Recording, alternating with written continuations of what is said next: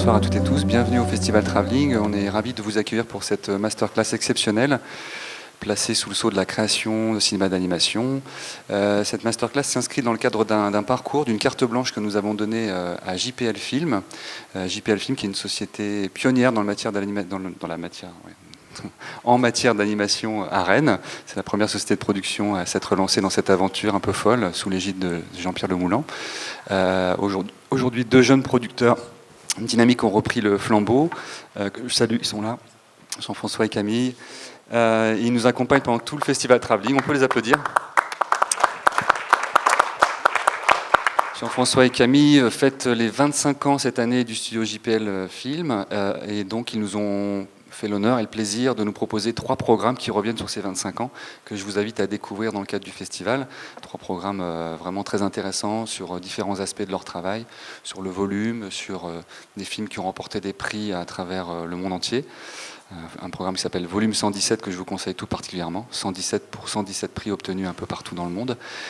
Et puis ils nous font aussi le plaisir et l'honneur d'inviter un grand cinéaste portugais, M. Ribeiro, qui viendra présenter ses films pour une carte blanche à l'Arvor le dernier jour du festival, le mardi. Voilà, je ne vais pas être beaucoup plus long, je vais passer la parole donc aux interlocuteurs que vous allez retrouver sur scène, puisque dans le cadre de cette carte blanche, c'est un peu compliqué ça de se retourner, dans le cadre de cette carte blanche à JPL Film, on a souhaité rendre hommage à Jean-François Laguioni, à son formidable travail, et qu'on a proposé donc à Jean-François Laguioni, Annick Leray et Pascal Le Pennec de revenir sur la conception, la fabrication, toujours en cours, d'un projet qui s'appelle Slocum, projet de long métrage qui a obtenu l'aide de la région Bretagne, qui est en cours donc de production, et ils vont vous raconter cette aventure. C'est un moment un peu unique en son genre, et voilà, on est très très heureux de les accueillir tous les 3 pour revenir sur l'écriture cinématographique et musicale de ce projet. Et pour animer cette rencontre, donc Gaël Técher, qui est éditeur, distributeur, compagnon de route du festival, qui connaît très bien le travail de Jean-François Laguioni, qui édite de très beaux ouvrages d'ailleurs et de très beaux livres DVD sur l'œuvre de Jean-François, et Benoît Basirico de Cinésique, un site de référence sur la musique au cinéma. Voilà, je vous cède la parole, je passe tout de suite la parole à Benoît, sans plus attendre. Merci. Et donc, la question centrale de cette table ronde sera la musique de film, qui est, comme vous l'avez compris, une de mes spécialités, et Gaël avec moi pour la connaissance du cinéma de Jean-François Laguioni. Alors la particularité de cette table ronde, vous l'avez compris peut-être, c'est qu'on va parler d'un film qui n'existe pas encore, et donc c'est une aventure encore en cours, on va dire. Et donc vous allez avoir en exclusivité des étapes de travail qu'on appelle des animatiques, et vous en voyez une à l'image. Ce sont ces dessins préparatoires, et dans le travail de musique de film, on va voir avec Pascal comment justement le compositeur est inspiré pour sa musique à partir justement de ses dessins, et puis surtout de la discussion avec le réalisateur et la scénariste qui travaillent ensemble depuis plusieurs années maintenant. Le Château des Singes, ça remonte. Et donc Slocum, qui est ce nouveau film, je crois, si j'ai bien compté, qu'il s'agira de votre 7e long métrage. C'est bien cela. Depuis 1985 avec Gwen, le livre de sable. Alors pour commencer, peut-être moi la question que j'ai l'habitude de poser toujours à un réalisateur dans ces tables rondes de musique de film, c'est déjà la relation que vous avez à la musique. Parce qu'évidemment, un réalisateur, on l'imagine un homme d'image ou une femme d'image, un homme d'histoire, de narration, mais la musique, quelle place a-t-elle ? Alors si on veut remonter encore plus loin, mon premier film était un film musical en 1964, Demoiselle et le violoncelliste, sur un concerto d'Édouard Lalo. Et c'est un retour aux sources parce que j'avais écrit La Petite Histoire, c'est un court-métrage de 9-10 minutes, en écoutant le concerto. Et les images me sont venues comme ça. Donc c'est marrant parce que Slocum, qui est vraisemblablement mon dernier film, va faire un lien avec le premier. Et Pascal Le Pennec, donc le compositeur, vous vous êtes rencontrés sur le tableau. Première rencontre qui continue donc après le Louise en hiver. Troisième collaboration, donc tous les deux. Peut-être directement évoquer ce tableau avant d'évoquer la dernière collaboration, puisqu'en fait, le tableau, vous êtes intervenu à la fin du processus, parce que la grande question de la musique du film, c'est à quel moment intervenir. Un compositeur peut intervenir soit sur le scénario, soit le montage est terminé. Sur le tableau, c'était à quel stade ? Pour ce qui concerne le tableau, je suis intervenu d'une manière plutôt conventionnelle. C'est un cas de figure que les compositeurs de musique de film connaissent bien et souvent déplorent, c'est-à-dire être appelé à la fin avec un délai très court de travail. Pour le tableau, il s'agissait de presque une heure de musique symphonique qu'il fallait écrire, orchestré, enregistré en 3 mois. Pour Louise en hiver, en fait, chacune de nos collaborations nous ont permis de connaître des cas de figure différents. C'est ça qui est si passionnant. Pour Louise en hiver, j'ai disposé, alors là c'était tout à fait confortable, de 9 mois, sachant également que dans Louise en hiver, il y a un autre compositeur qui a composé des thèmes de piano jazz. Et j'étais chargé de la partie orchestrale et pour chœur d'enfant. Et là, j'ai travaillé essentiellement sur l'animatique, alors que sur le tableau, c'était un film terminé. Et sur Slocum, alors là, il s'agit d'une aventure tout à fait passionnante et inédite. Jean-François et Annick m'ont demandé de travailler très très en amont, et ça c'est tout à fait passionnant, c'est-à-dire sur un film qui n'existe pas. J'avais à ma disposition pour l'ambiance, pour ce qui est de l'ambiance, des scènes de mer ou des scènes de bord de Marne, je sais pas, on va peut-être parler un peu de l'histoire de ce film. J'avais à ma disposition des dessins préparatoires. Jean-François m'a indiqué des lectures sur la vie de Slocum, des lectures qui m'ont passionné. Et puis, c'est à peu près tout, puisque Jean-François ne voulait pas que, alors même que le scénario et la musique, c'est bien ce qu'il demandait, étaient en écriture simultanée, eh bien, Jean-François ne voulait pas me donner accès au scénario, n'est-ce pas ? Il m'a demandé d'écrire de la musique ex nihilo, et écrit la musique qui te passe par la tête. Même sans pitch du tout. Non, alors ce qui a alimenté, évidemment, il fallait que mon imagination soit un tout petit peu alimentée par quelque chose quand même. Donc j'ai interrogé Jean-François sur cette autre histoire, puisqu'il y a 2 histoires croisées dans le film. La véritable histoire de Slocum, enfin non, les 2 sont véritables d'ailleurs. On peut peut-être dire 2 mots très rapidement sur le sujet du film. Alors, c'est vrai que le pauvre Pascal n'avait pas grand-chose à se mettre sous la dent, mais en effet, c'était un pari que j'avais envie de tenté depuis longtemps, c'est-à-dire de travailler sur la musique, comme je l'avais fait dans ce premier court-métrage. Alors, on ne lui a rien donné, Annick. On lui a donné c'est-à-dire un sujet. Bon, pour vous mettre un petit peu dans la confidence quand même de ce film qui n'existe pas, c'est parce qu'on va vous montrer des extraits, mais vous n'allez rien comprendre parce que ce sont des extraits de l'animatique à des endroits différents du film. Mais c'est bien mieux comme ça, vous allez voir. En 2 mots, c'est l'histoire de 2 voyages parallèles. Un voyage véritable qui a réellement existé au 19e siècle est celui du grand Slocum, le premier marin à avoir fait le tour du monde à la voile et en solitaire. Bon, pour les marins, c'est vraiment Dieu le Père.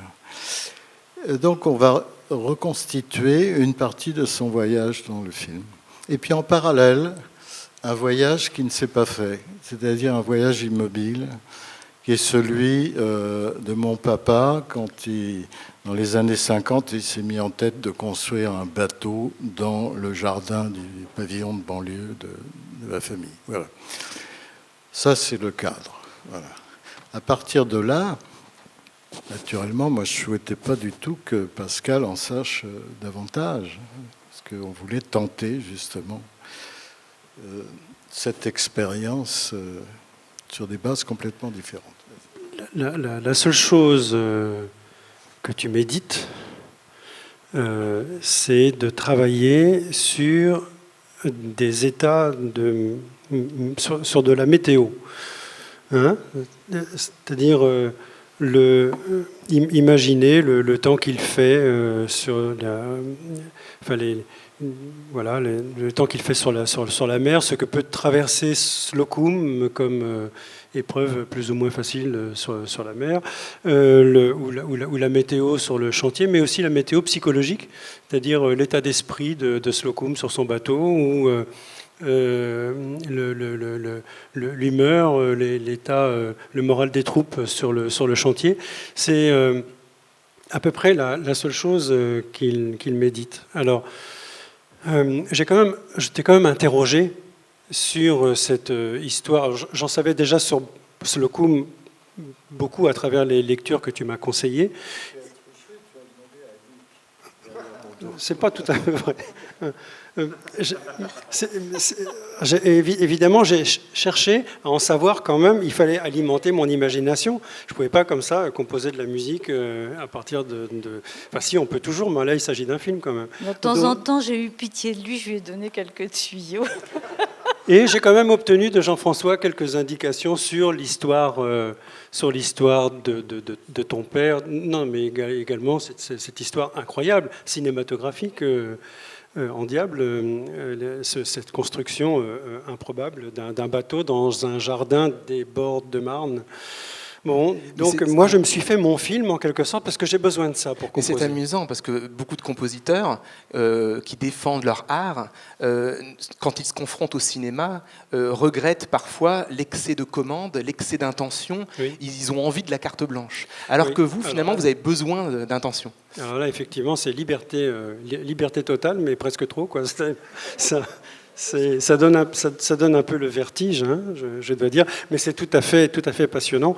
Donc, en quelque sorte, moi, j'ai besoin d'images, mais pas seulement en matière de musique de film. Pour composer, je sais que je me crée comme ça des images mentales.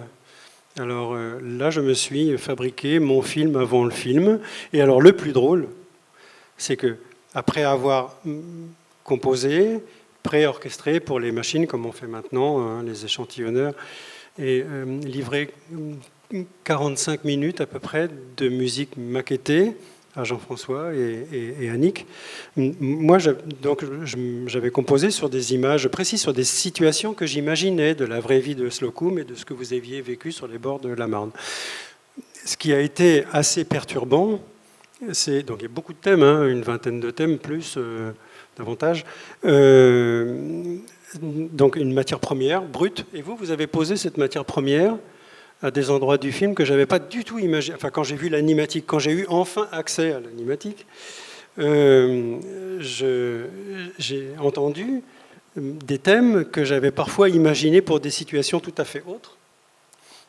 Et ce qui est intéressant, c'est que maintenant que j'ai oublié les images que je m'étais créées pour composer telle ou telle musique, eh bien, je trouve leur choix, Jean-François et Annick, très, très pertinent. Voilà. Alors que dans un premier temps, ça m'a troublé. L'animatique, c'est ce qu'on voit. Ouais. C'est des dessins préparatoires, c'est ça. Alors, l'animatique du film, pour que vous voyez quand même de quoi il s'agit, c'est quelque chose d'assez rough. C'est la maquette du film, c'est-à-dire que à partir du découpage qui a été fait de l'histoire, du scénario, etc., Jean-François fait des dessins. Bon, évidemment, il faut faire une petite recherche des personnages pour pouvoir dessiner les situations. Il fait des dessins de toutes les scènes telles qu'il les imagine, et ensuite, il prend des photos à partir de ces dessins qui sont très libres sur des feuilles. Il y a un dessin par plan au minimum, et il les photographie, et ensuite on les entre dans un logiciel de montage, Premiere ou autre, et on ajoute ensuite les dialogues qu'on fait tous les deux, les bruitages qu'on enregistre par-ci par-là, et on met le temps de chaque scène. Donc c'est la maquette du film, puisqu'il y a le temps qui entre en ligne de compte. On peut peut-être regarder un petit bout de quelque chose, non?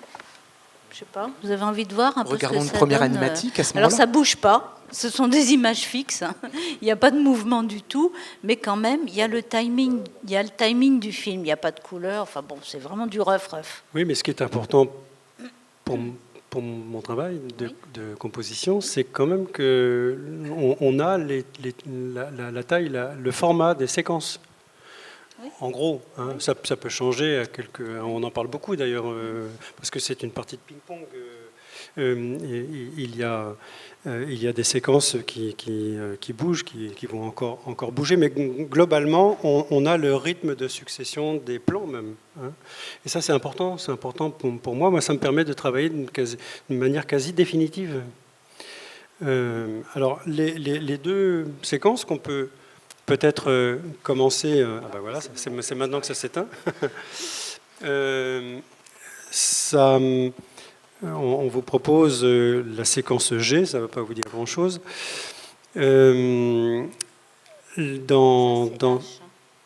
Pardon ? Ils ont attribué des lettres aux séquences, et donc là, c'est la G ou la H, on va voir. Alors attendez, que je m'y retrouve. Ah oui, mais c'est pas ça du tout qu'il faut ouvrir. C'est bien ces moments parce que vous êtes vraiment dans les coulisses. Parce que j'imagine c'est comme ça que ça se passe aussi entre vous. Tout est rough là. Oui. Voilà. On vous propose le thème du chantier. Il va y avoir deux types. Il y a deux types de musique dans ce. Il y aura deux types de musique dans ce film. Les musiques dites de mer et les musiques de Marne, de bord de Marne. Alors ça, c'était un désir assez rapidement exprimé par Jean-François. Les musiques de mer seront confiées à l'orchestre symphonique et les musiques de bord de Marne à une formation, ce sera confié au final, à une formation de jazz manouche. Donc il va y avoir dans ce film deux types de musique très contrastées. Et pardon ? Tu devrais lancer. Allons-y. Alors, que vous ayez déjà un petit aperçu quand même de cette. Voici justement dans la séquence G, un enchaînement de ces deux ambiances, ambiance bord de Marne et ambiance mer. François, tu vas chercher ton père, c'est bientôt prêt. Il est à l'écluse, tu lui feras la surprise.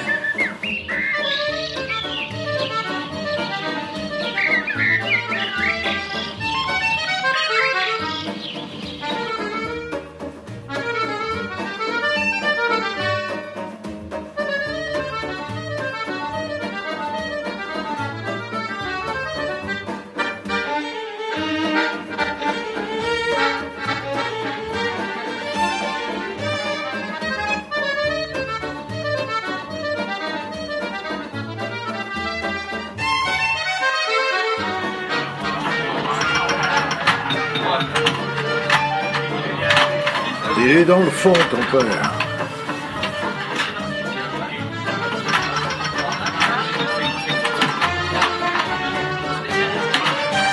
Slocum! Hé, Slocum, on te demande!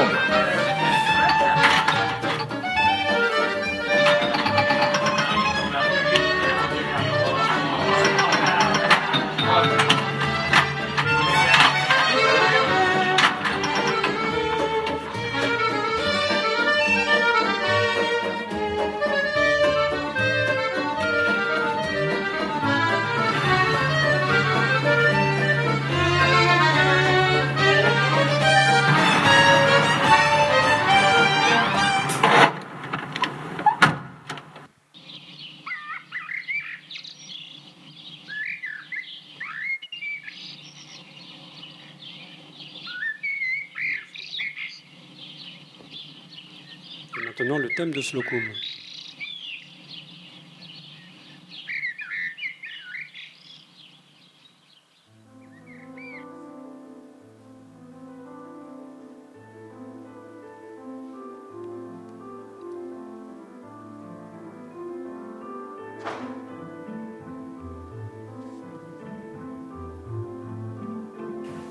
Juillet 1895.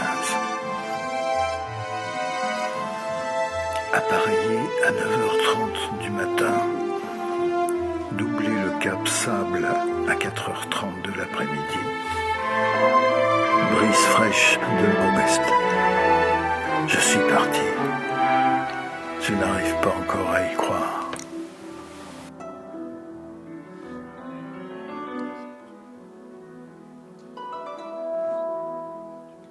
Bravo, musique de Pascal Le Pennec pour le film donc Slocum à venir, réalisé par Jean-François Laguioni, coécrit donc avec Annick Leray.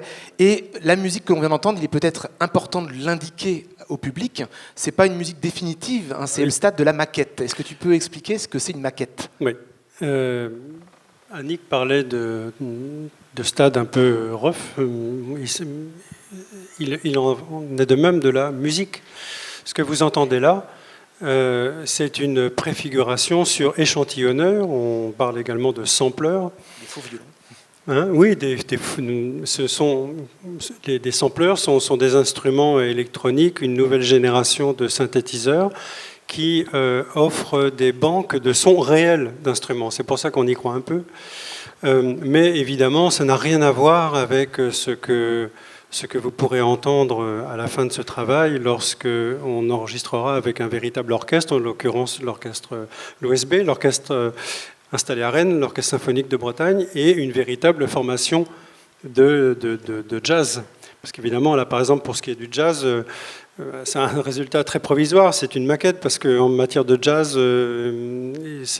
l'interprétation compte véritablement beaucoup. Donc là, ce que vous entendez, c'est très rough, c'est une maquette. Voilà, ça sonnera mieux après. Gilles. Du coup, Jean-François, est-ce que tu peux expliquer pourquoi tu as demandé à avoir la musique en amont, tout en essayant d'en livrer le moins possible à Pascal sur le contenu du film?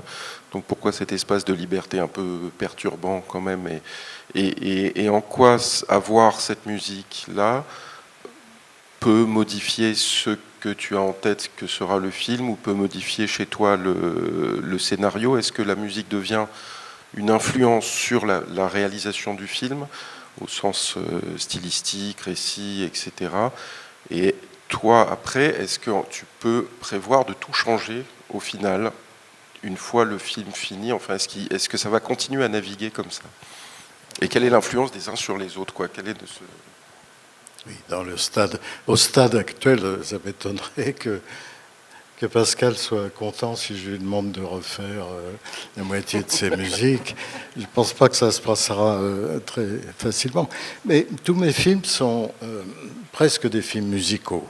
Simplement, au lieu d'utiliser la musique de Pascal ou de Christophe Ferral, j'utilisais pour les maquettes notre discothèque personnelle. Et j'avais Debussy, Ravel, Prokofiev à notre disposition. Et on montait le film sur ces musiques provisoires. Pourquoi j'ai besoin de la musique ? Déjà, je suis incapable de monter, de faire un pré-montage du film si je n'ai pas du son, si je n'ai pas... Bon... La musique, à ce stade-là de la maquette, a deux fonctions essentielles pour moi. Une fonction émotionnelle, sentimentale, et une fonction rythmique. Enfin, c'est pas le rythme, c'est le timing général du film.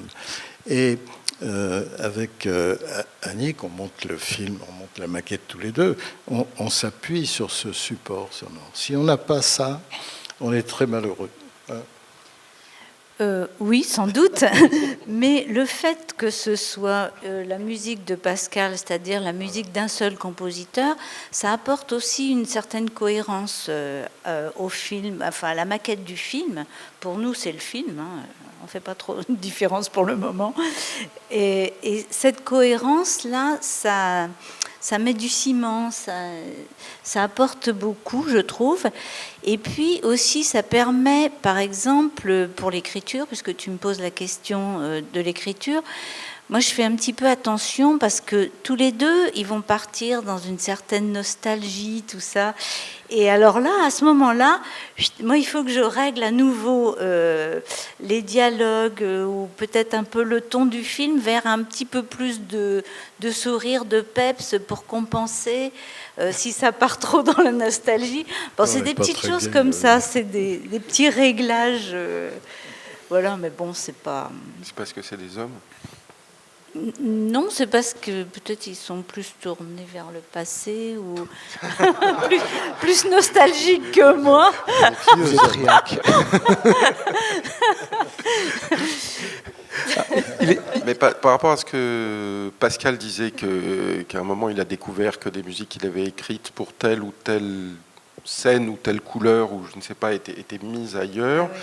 Ça veut dire que quand vous recevez les musiques de Pascal, vous ne discutez pas avec Pascal du contenu, ou vous écoutez et vous placez, et ensuite vous vous appropriez la musique. Voilà. Et ensuite, naturellement, il intervient parce qu'il se dit « Ah bon, la musique, vous l'avez mise là, je n'avais pas prévu ça. » Mais à ce moment-là, ça m'oblige à corriger ceci ou cela dans la musique. C'est une série, c'est ça que j'apprécie. C'est la première fois que je suis aussi heureux. C'est dommage que ça soit... que ce soit aussi heureux de préparer un film. C'est un moment de liberté formidable. Alors donc, par exemple, pour le tableau, on avait mis Prokofiev sur pratiquement tout le film. Et après, on a demandé à Pascal de se caler sur Prokofiev. Et il n'était pas content. Il disait, mais moi, je ne vais pas faire du Prokofiev. Je lui ai dit, tu peux faire beaucoup mieux que Prokofiev. Et il n'était pas content, mais comme tu l'as dit tout à l'heure, ça m'a aidé. Les références m'aident toujours. Sur le plan sentimental, etc. Donc et c'est comme ça qu'on avance l'un et l'autre, par petits pas. Il en fait un, j'en fais un, il en refait un, etc. Dans le travail de musique de film, on peut évoquer cette pratique qui est fréquente. La rareté est plutôt ce qui se passe avec Slocum. Donc cette pratique qu'on appelle le temp track, c'est-à-dire musique temporaire. Les monteurs et les réalisateurs montent leurs films avec des musiques temporaires qui sont destinées ensuite à être remplacées par celles du compositeur. Et donc, sur le tableau, il y a eu ces musiques temporaires avec du Prokofiev. Sur Louise en hiver aussi. Et sur Louise en hiver aussi. C'était Debussy. Et donc fréquemment, les compositeurs n'aiment pas cette pratique parce qu'ils se trouvent limités dans l'inspiration. Mais j'ai l'impression que vous appréciez plutôt. Oui. Moi, ça m'aide énormément. Les musiques temporaires, contrairement à ce que tu penses, je crois, Jean-François, les musiques temporaires sont une indication très précieuse parce que ça remplace tous les discours. L'intention, je comprends beaucoup mieux, presque immédiatement, ce que souhaite un réalisateur lorsqu'il a posé des musiques temporaires. Après, se pose la question de savoir si on doit s'y tenir ou pas. Par exemple, dans Louise en hiver, j'ai été très heureux. Aimant, d'ailleurs, on a, je crois, en commun, toi et moi, cet amour de la musique française du début du XXe siècle. Oui, j'avais peur que tu parles de Beethoven. Et comme dans Louise en hiver, il y avait aussi des références picturales, post-impressionnistes, c'est là, pas par hasard, si tu avais posé du Debussy. Eh bien, j'ai été très très heureux, moi, de rester globalement dans cette esthétique. Mais parfois, oui, également de m'en échapper. Là, c'est au réalisateur de s'exprimer là-dessus. Le réalisateur peut demander vraiment de coller stylistiquement à la référence. Alors là, on a un exemple justement de musique provisoire posée sur Slocum. Il y a peu de musique provisoire posée dans Slocum, puisque justement le principe est de demander la musique originale très très en amont. Oui, là, le fait que Pascal soit très tôt sur le projet implique que la musique provisoire est moins utile, puisque la musique de Pascal peut faire office de musique provisoire. Mais il demeure malgré tout une référence, hein, c'est ça. C'est Bach. Non.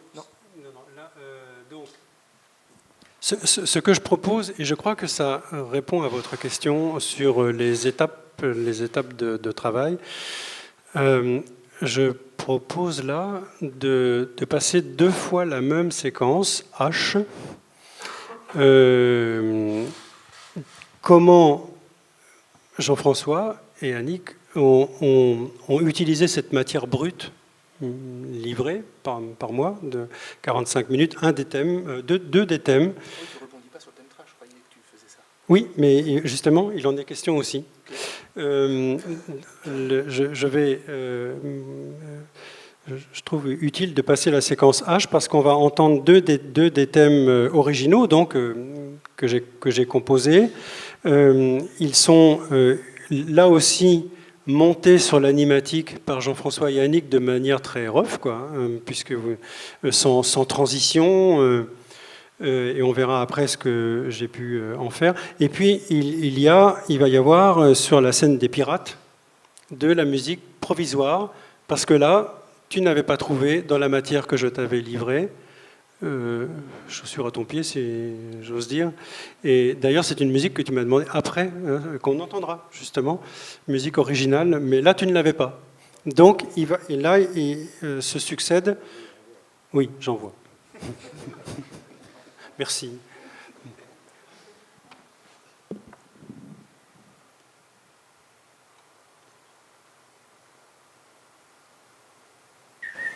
Moi non plus, je n'arrivais pas à y croire. Ce n'était pas n'importe quel bateau que mon père avait décidé. Bateau de Slocum. La réplique exacte, j'ai vérifié, un peu réduite, c'est vrai, à cause des dimensions du jardin. Je dois vous dire que j'ai pris cette affaire très au sérieux. D'abord, il me fallait en apprendre un peu plus sur la mer et sur les bateaux. Et pour la première fois, j'ai séché l'école.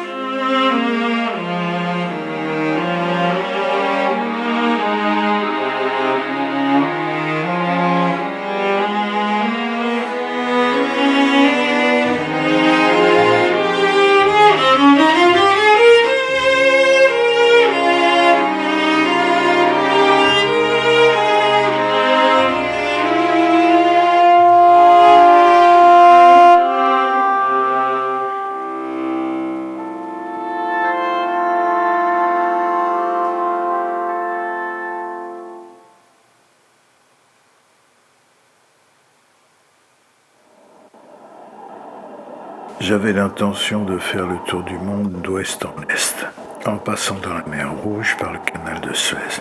Et là maintenant, Mais on me signala qu'on pouvait y rencontrer de nombreux pirates, qui m'engagea à changer musique mon provisoire de itinéraire. Bussy.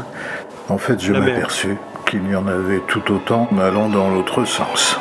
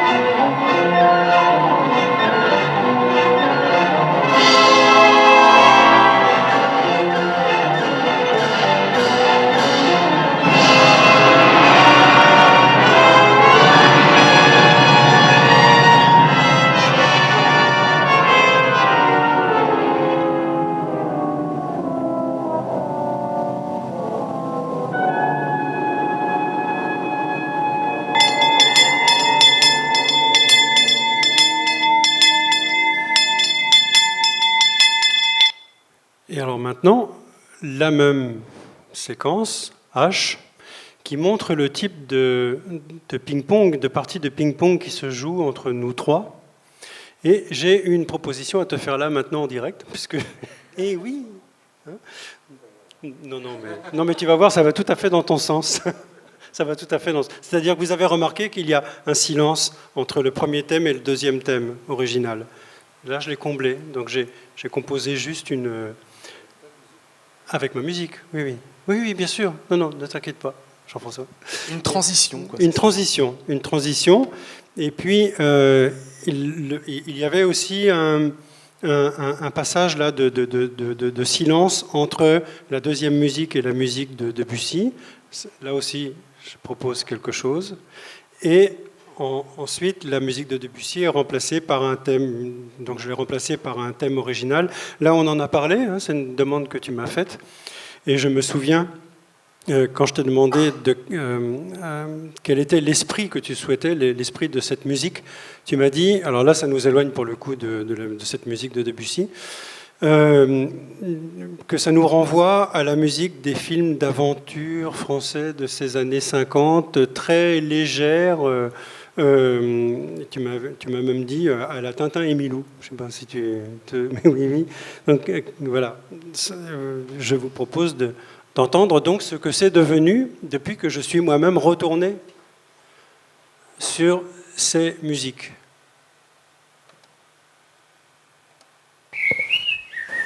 Moi non plus, je n'arrivais pas à y croire. Ce n'était pas n'importe quel bateau que mon père avait décidé de construire. C'était celui de Slocum. La réplique exacte, j'ai vérifié, un peu réduite, c'est vrai, à cause des dimensions du jardin. Avec ce bateau, Slocum avait fait le premier tour du monde à la voile. Il avait traversé les océans, affronté les tempêtes. J'avais besoin d'en savoir davantage.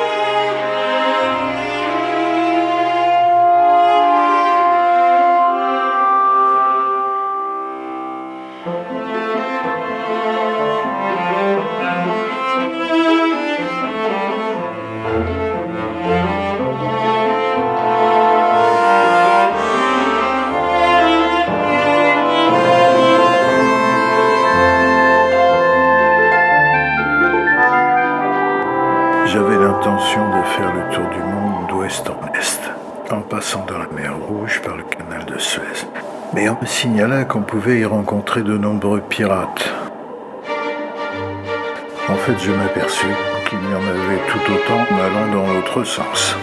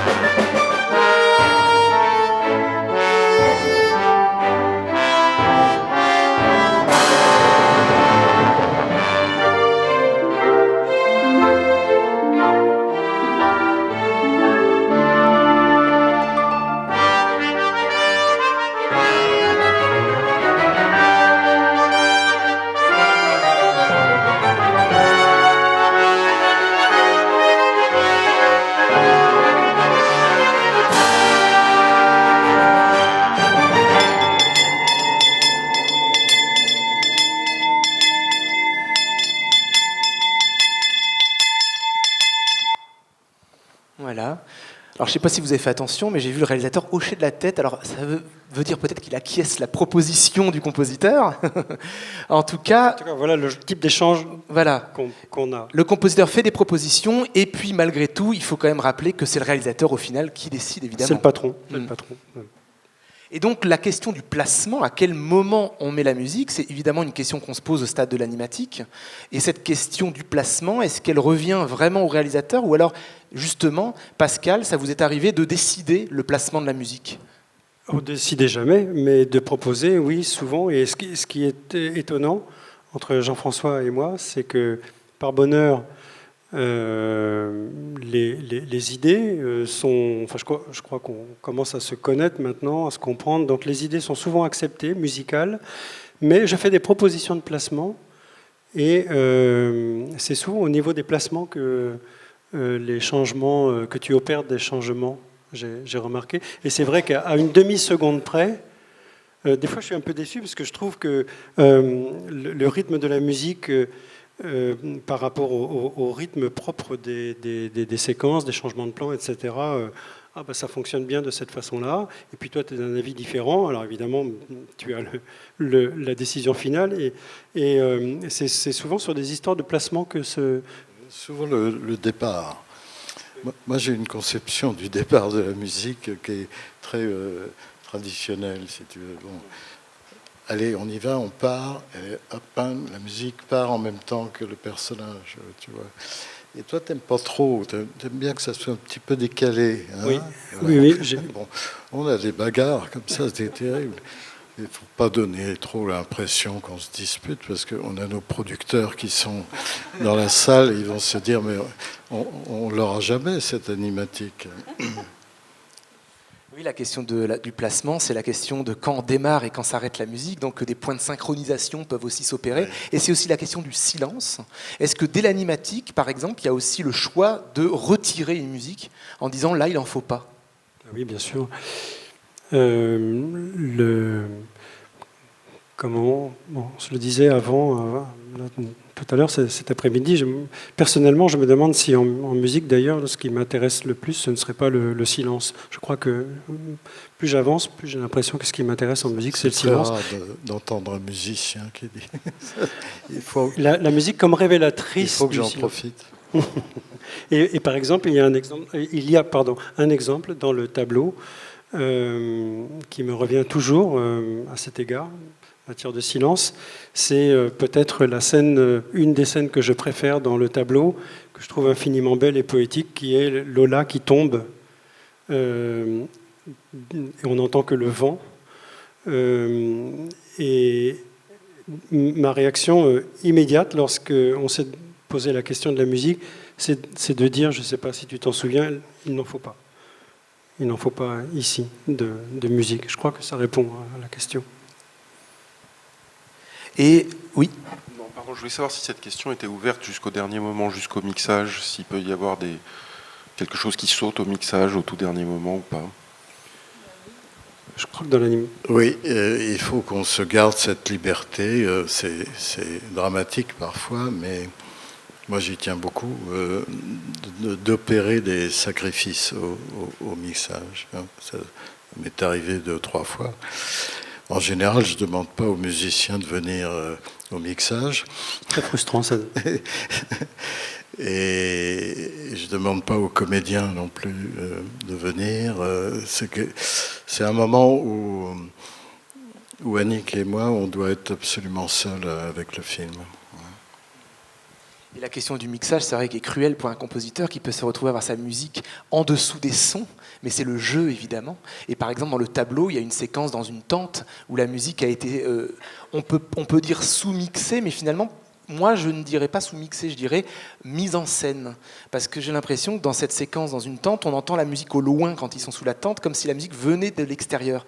Donc en fait, je serais tenté de dire que le mixage remet en scène, le film remet en scène la musique.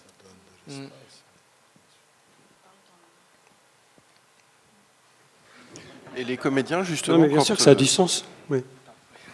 Non, justement, les comédiens, quand tu enregistres, quand tu as la musique en amont, comme c'est le cas ici, tu leur fais écouter la musique? Non, pas du tout. Et surtout que les comédiens, on les enregistre en amont, longtemps avant de placer la musique. Qu'est-ce qu'on a fait?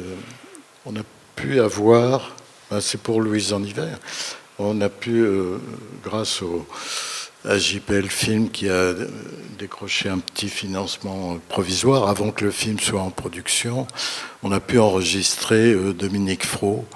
Et comme la musique, ça nous a donné des repères extraordinaires pour le montage et même pour le caractère du montage et du personnage, puisqu'on a même redessiné le personnage après avoir enregistré la voix de Dominique, qui est une voix qui a tellement de caractère, de puissance, de force, etc., même de mauvais caractère, qu'on s'est rendu compte que notre personnage était un peu fragile par rapport à la voix que Dominique lui donnait. Donc on a grossi Louise, on lui a donné un peu plus de poids et c'était très bien comme ça. Dans la musique de film, il y a aussi un des codes de la musique de film que Pascal, vous pratiquez, qui est l'écriture de mélodies, de thèmes, et des thèmes associés à des personnages ou à des situations. Et parfois, les réalisateurs ont peur des thèmes, parce que on les entend, ils sont reconnaissables. Quel est, d'abord, avant de parler de Pascal de Sade, Jean-François, votre rapport à cette mélodie, à ce thème? Oui, souvent je suis embarrassé avec un thème... surtout quand il est très beau, comme ceux qui sortent de la tête de Pascal, et simple, comme je les aime. On a envie de le mettre plusieurs fois dans le film, et même si on ne le met pas trop, on reste tellement de temps, on va rester des années avec cette musique-là, pour l'animatique, pour la maquette, etc. Et puis ensuite, le travail avec les animateurs se fait aussi avec la musique. Et cette musique, on en a vraiment marre, parce qu'on l'a entendue beaucoup trop. Et on aurait envie d'en avoir d'autres, ou que ce thème qui est très beau soit un petit peu plus compliqué, etc. Donc là, il faut se méfier. Le temps passe et le temps est dangereux. C'est vrai que le thème du tableau, je l'ai eu très longtemps dans la tête après la projection. Et Pascal, alors quel est votre rapport à ce thème dans l'écriture de musique de film? Moi, je suis très très attaché à la notion de thème au cinéma. Ce que je déplore, c'est cette espèce, particulièrement en matière de cinéma d'animation d'ailleurs, c'est cette espèce de gloubi-boulga. C'est très professionnel, hein, c'est très très bien fait. Il y a des gens très très compétents, compositeurs, arrangeurs, orchestrateurs qui travaillent là-dessus. Mais alors on sort de la salle de cinéma, on a eu sur un film d'1h30, on a eu 1h25 de musique et on retient rien. Enfin voilà, on n'a rien retenu.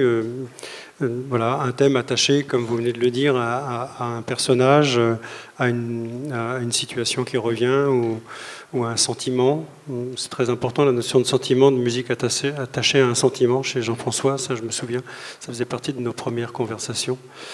Et moi je suis vraiment attaché à ça, au fait qu'il y ait, que ce soit fort en thème. Voilà, que l'on puisse retenir, voilà, que les gens restent habités par ça en sortant de la salle. Et donc avant l'informatique, la musique de film se constituait de cette manière-là. Un compositeur au piano faisait un thème et le réalisateur à côté écoutait et devait valider ou pas le thème. Aujourd'hui, avec les outils informatiques, de plus en plus, réalisateurs et producteurs ont envie d'avoir tout de suite la musique définitive. Ce qui a fait que les thèmes sont de moins en moins présents et on tend vers du sound design parce que du coup, on n'a pas ce rapport à faire entendre la première intention. Votre rapport au thème est également celui-ci, c'est-à-dire faire entendre un thème au piano à Jean-François. Est-ce que ça passe par cette simplicité-là encore? Parfois. C'est sous forme de maquette, hein. Pascal préfère, au lieu de me faire écouter uniquement une mélodie sur un instrument, il préfère déjà l'orchestrer avec Et je crois que tu as raison, ça me parle davantage. Parce que ce qui est souvent difficile, c'est le dernier thème. D'ailleurs, dans Slocum, je me demande s'il n'y a pas deux thèmes qui sont un peu concurrents. Et je ne sais pas lequel, ils sont très beaux tous les deux, mais va nous rester... par exemple, souvent, au générique de fin, on remet le thème qui nous paraît le plus beau parce qu'on a envie que les gens sortent du cinéma avec quelque chose de magnifique. Et en fait, je ne suis pas encore sûr que... Mais c'est intéressant dans ce que vous venez de dire, Jean-François, parce que ça dit ce qu'est Jean-Pascal Le Pennec comme compositeur. Parce qu'il y a beaucoup dans la musique de film de mélodistes qui écrivent des thèmes, mais qui ensuite font orchestrer. Mais Pascal, au-delà d'écrire des thèmes, vous pensez déjà à l'orchestration. Oui, je suis très très attaché aussi à ça, à cette façon très artisanale, comme dit Jean-François et Annick. C'est très artisanal. Nous travaillons de manière très artisanale. Là, je viens de travailler sur un film très très différent qu'on va qualifier de commercial, où là les méthodes sont différentes. Moi, quel bonheur de retourner avec vous. Je suis très très attaché, non mais réellement quoi. Je suis très très attaché au fait de maîtriser personnellement, musicalement, toutes les étapes, d'avoir ce temps-là de l'écriture des thèmes, de leur harmonisation, de leur orchestration. J'y tiens absolument à ce type de travail artisanal. Et donc l'orchestration, pour ceux qui ne savent pas, c'est vraiment, dès l'écriture de la musique, savoir combien de cuivres, combien de cordes, tous les pupitres de l'orchestre déjà dans la tête. Oui, c'est des couleurs d'orchestre qui parfois me viennent avant même un thème, par exemple. Je me souviens que dans le tableau, lorsque Jean-François m'avait parlé pour la scène de la forêt maudite, il m'avait parlé de musique verte, parce qu'on s'exprime aussi par couleur. Jean-François est un graphiste et on parle de couleurs aussi en orchestration, de couleurs orchestrales. Et ce qui m'est venu à ce moment-là, j'en ai le souvenir précis, c'est beaucoup plus des timbres d'orchestre avant même que le thème et son harmonisation naissent. C'était des couleurs d'orchestre. Donc pour moi, tout ça, la composition, l'harmonisation et l'orchestration, c'est un seul et même travail. Donc je ne comprends pas qu'on les dissocie. Alors je crois que tu as quelque chose à nous montrer sur ce travail de thème. Il y a le thème, je crois, tu m'as dit, du chantier.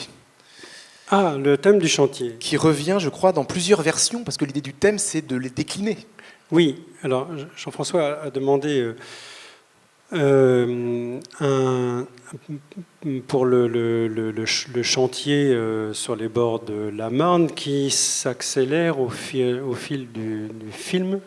Un thème, alors donc jazz manouche, hein, c'est la partie de la musique dite bord de Marne, et ce thème est d'abord entendu dans une version lente dont on peut écouter un court extrait ici, version lente que voici.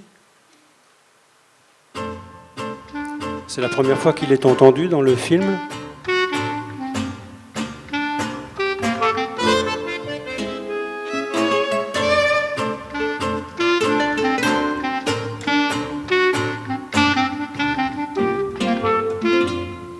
Bon, voilà, on va peut-être pas aller plus loin, le temps va nous manquer. Et ce qu'on peut peut-être faire, c'est passer les séquences K et L. D'abord, la façon dont Jean-François et Annick ont posé cette matière brute sur K et L, et ensuite la façon dont moi j'y suis retourné. Alors, que je ne me trompe pas. Et justement, il y a d'abord, on va entendre le thème de François, dit de François au piano, qui finalement a été changé, on l'entendra après, par le thème du chantier que vous venez d'entendre, mais dans une version plus rapide, justement, puisque le chantier s'accélère. Ensuite, le thème de l'eau, ou le thème de la Marne, au piano. Et ensuite, la tempête. Alors là, gros morceau. Ça sera sans doute le morceau le plus long et développé, peut-être orchestralement. Mais on va d'abord entendre la façon dont Jean-François et Annick ont posé sur l'animatique cette matière brute. Où est-ce que c'est? C'est dans...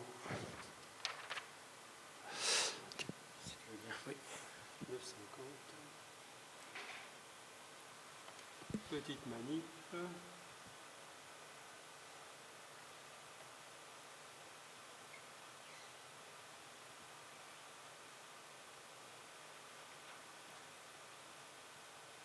Voilà, ça va être par ici.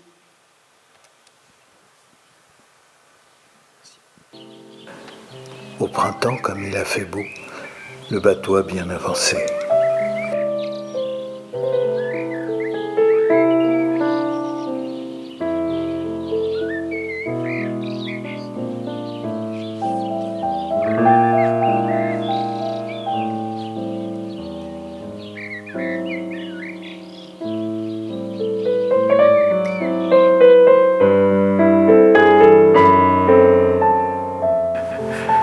Bon, tu es prêt?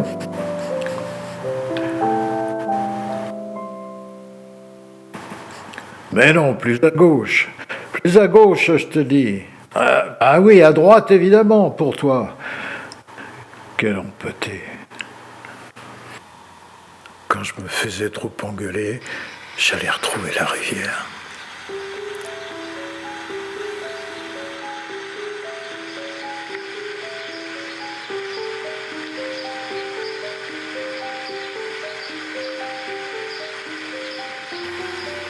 Depuis de longues années, je n'étais pas allé dans le sud. Bien entendu, je ne m'attendais pas à une navigation facile jusqu'au Cap Horn. Le 28 janvier, j'avais paré les dangers de la Plata et une belle brise me poussait vers le détroit de Magellan. Mais le ciel se couvrait de plus en plus et n'annonçait rien de bon.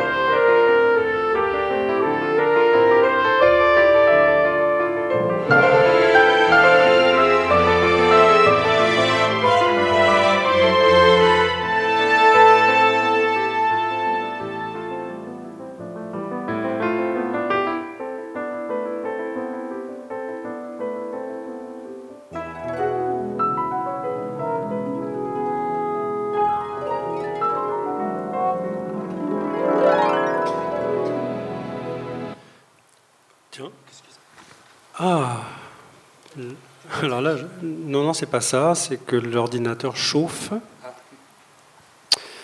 Et c'est bien dommage parce que je voulais vous montrer le type d'aller-retour.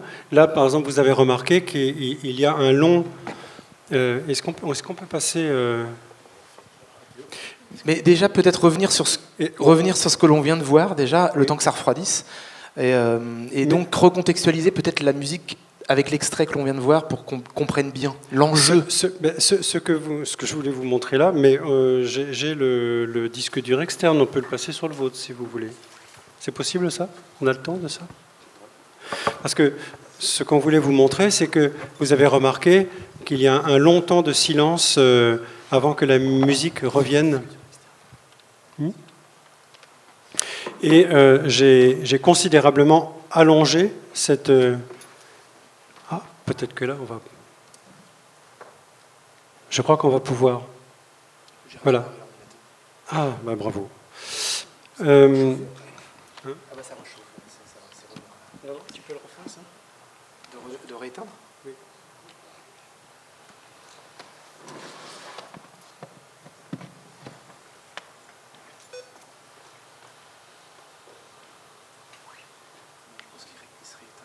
Non, je crois que ça va marcher là. Ouais.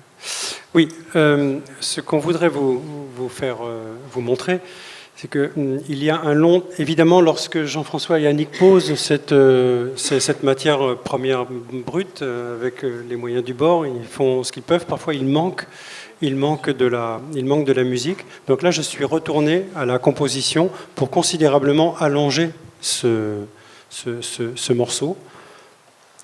Ah, non, là...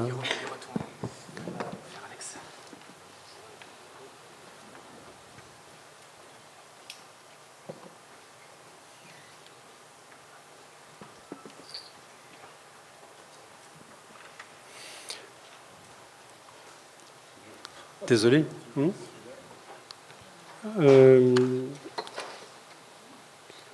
Benoît essaie sur le sien. Oui.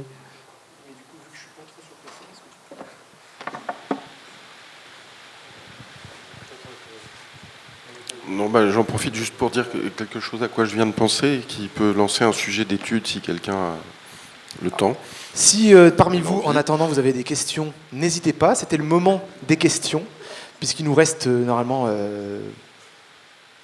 un quart d'heure de table ronde. Et donc, peut-être qu'on peut ouvrir les questions, si vous en avez, pour Jean-François. Avez-vous des questions?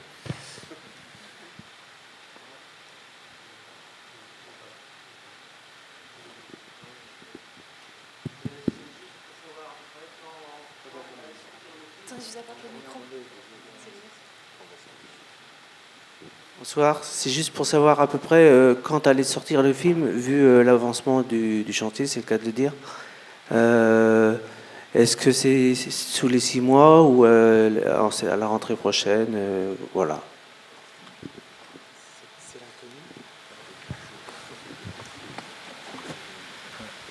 Alors,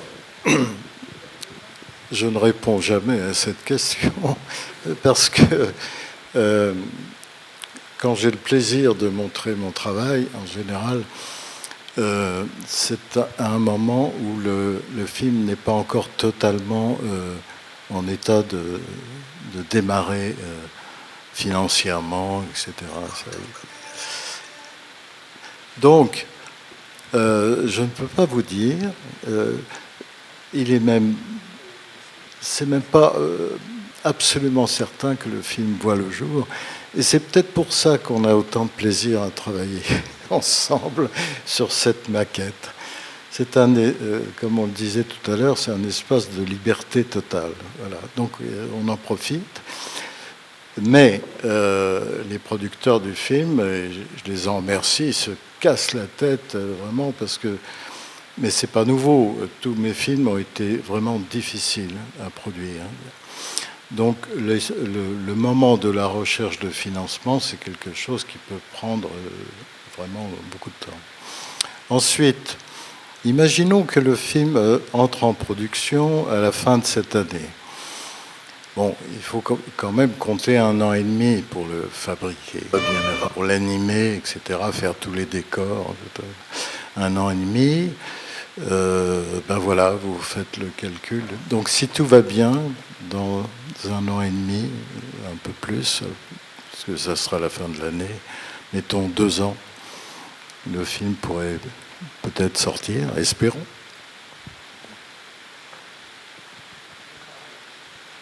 Comment ?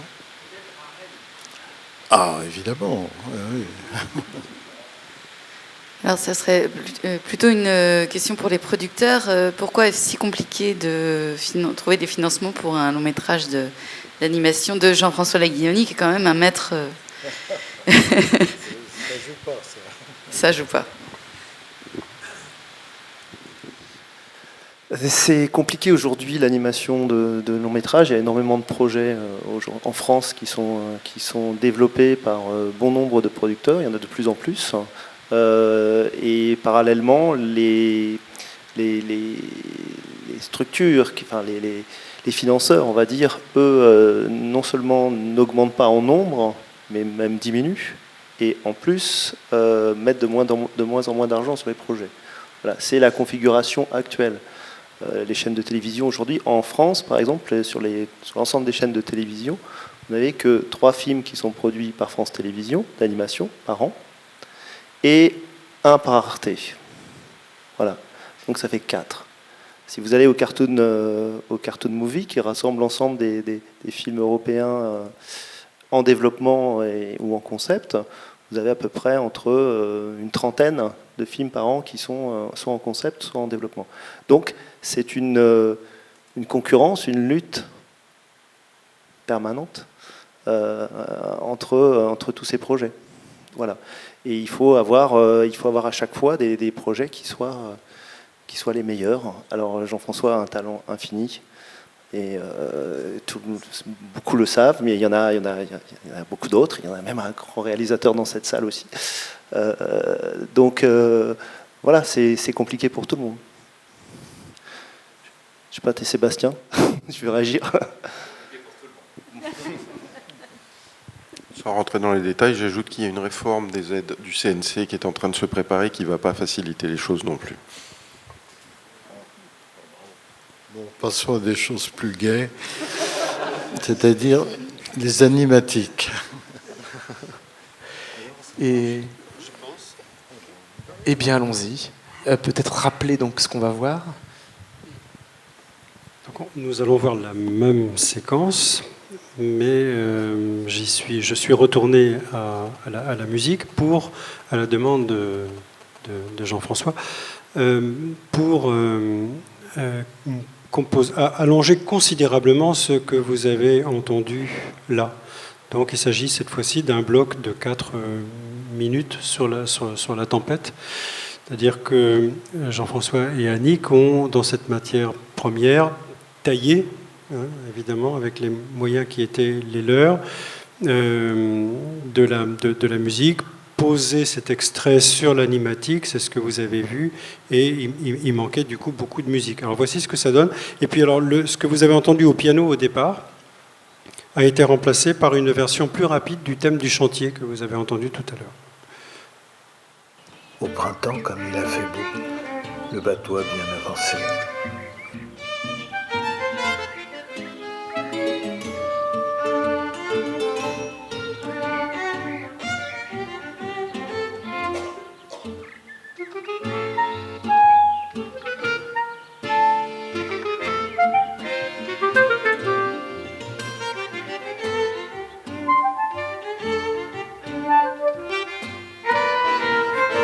Bon, tu es prêt?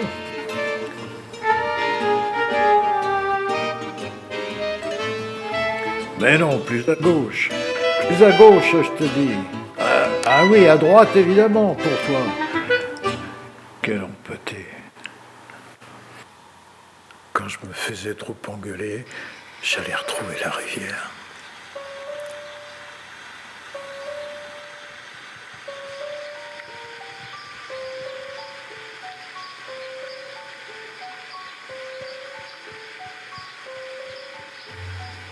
Depuis de longues années, je n'étais pas allé dans le sud. Bien entendu, je ne m'attendais pas à une navigation facile jusqu'au Cap Horn. Le 28 janvier, j'avais paré les dangers de la Plata et une belle brise me poussait vers le détroit de Magellan. Mais le ciel se couvrait de plus en plus et n'annonçait rien de bon.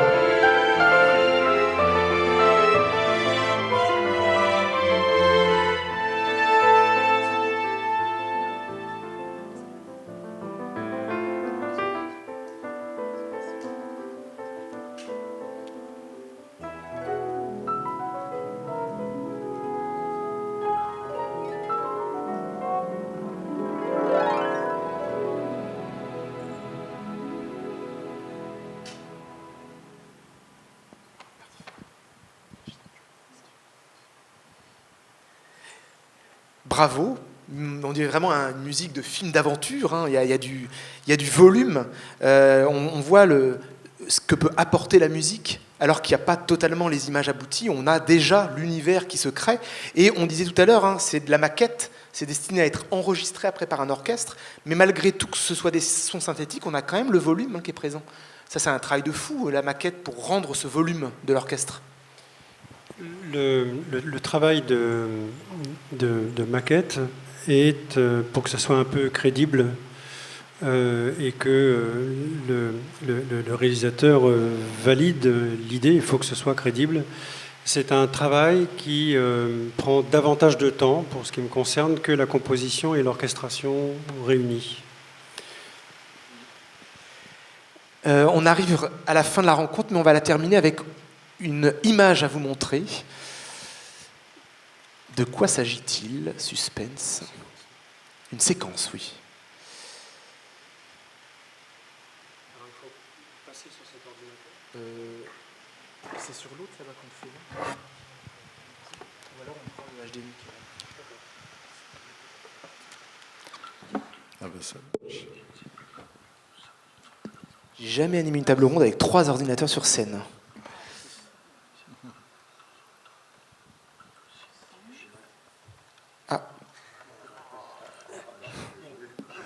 Qu'est-ce qu'il y a? Ah, il y a des Promac là, c'est ça? Enfin, moi, Je ne sais pas si on a le son, mais on a l'image.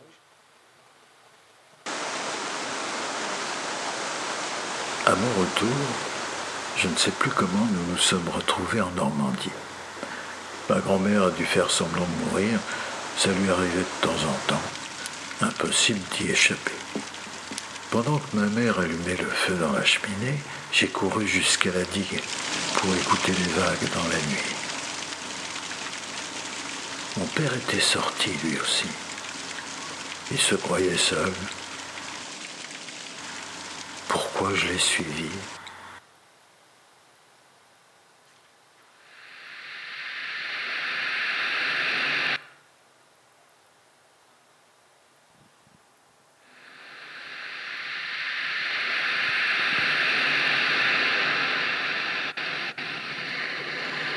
Je l'ai observé un moment.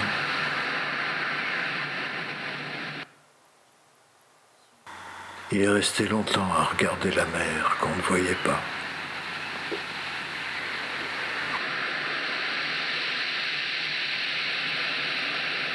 Qu'est-ce que tu dis de ce temps, matelot? Mer agitée, non? Bon, on la voit pas. Force 7, force 8. Et sur une mer pareille, qu'est-ce qu'on fait? On réduit la toile. On prend 3 rives à grand voile ou on met à la cape. La cape? Le tourmentin bordé au vent et s'il faut, on file une encre flottante. Je vois qu'avec tout ce que tu me piques dans la bibliothèque, t'es devenu un vrai marin.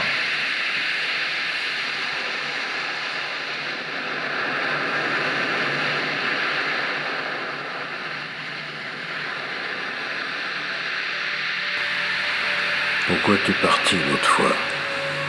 La couchette est trop petite. J'arrangerai ça. Et où t'es parti? T'es allé voir ton père? Mon père? C'est qui mon père, d'après toi? J'ai une cabane sur la Marne, j'étais avec une copine. Sur la Marne? Dans l'île Aura? Tu connais l'île Aura? J'ai eu 13 ans, moi aussi. J'avais une cabane, mais pas encore de copine.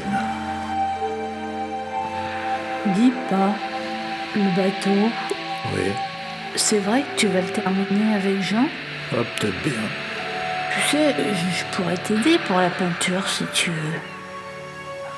On verra.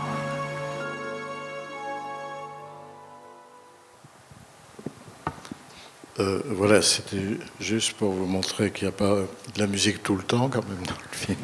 Il y a aussi du son. Et ça, c'est un travail, un exemple du travail que l'on fait tous les deux dans notre petit coin, sans le montrer à personne, où on enregistre les voix. Moi, je peux faire le chien aussi, je peux faire les mouettes.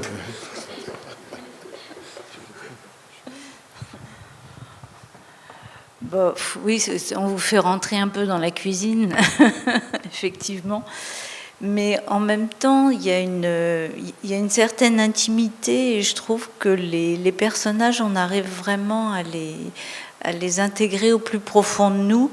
Et avec ce système d'enregistrement des voix, le fait de jouer un peu les comédiens et les personnages, ça nous donne...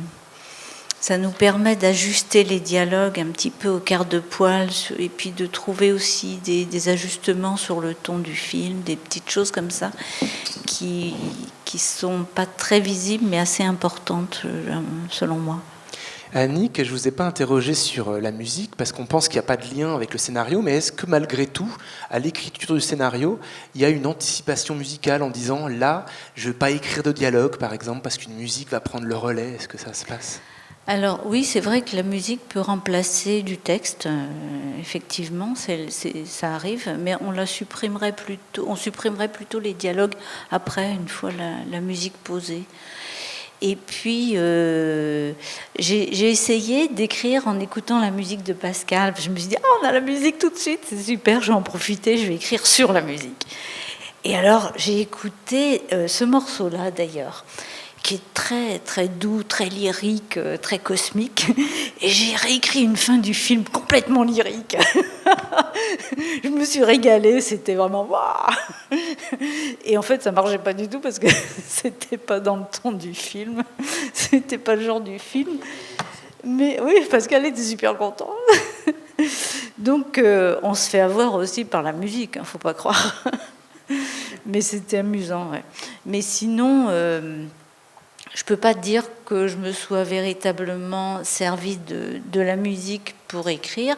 Mais par contre, au montage, oui, ça c'est formidable. Et pour la cohérence de l'ensemble, c'est bien aussi parce que ça participe vraiment. Oui, parce qu'au-delà de l'écriture du scénario, vous êtes consultante aussi sur toutes les étapes, dont le montage, sur... C'est-à-dire que c'est tellement artisanal, on travaille chez nous, on se relaie à l'ordinateur. Je dis à Jean-François, tu veux pas faire un gros plan? Hop, 2 minutes après, j'ai le gros plan, c'est super pratique, c'est facile, quoi.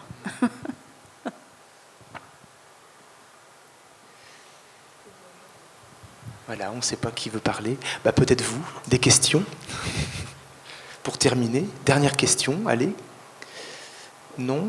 Eh bien, c'est le moment peut-être de vous dire merci. Merci, Gilles, Jean-François, Annick, Pascal. Eh bien, on croise les doigts pour voir un jour Slocum. Et bonne fin de festival. Voilà. À bientôt.